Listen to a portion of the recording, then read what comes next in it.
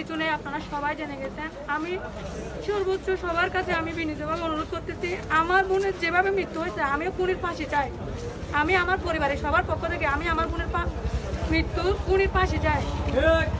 আমার বোনকে এভাবে ওরা তুকে তুকে মারতেছে, যদি এক কুপে মেরে ফেলতাম আমরা মনে কি বুঝতে পারতাম, কিন্তু আমার বোন আইসিইউতে আমার সামনে কিরকম যে চটপট করছে আমি দেখছি, শুধু আমি দেখছি আমার বোনের কিরকম লাগছে এটা।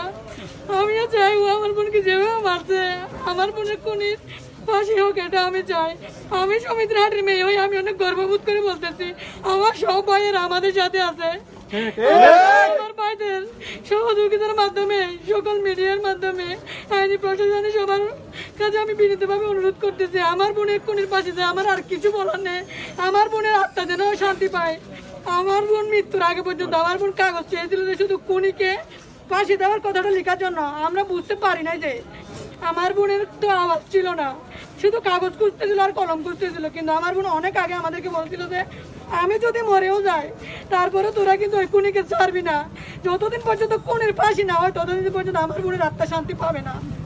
আমার বোনের আত্মা শান্তি না পাওয়া মানে আমার পুরো সমিতির হাট এলাকাবাসীর আত্মা শান্তি নাই। চাই আমার বোনের জন্য যেভাবে আমার বোনকে এরকম করছে আমি চাই খুনের ফাঁসি হোক। আমার আর কিছু বলার নাই। আসসালামু আলাইকুম।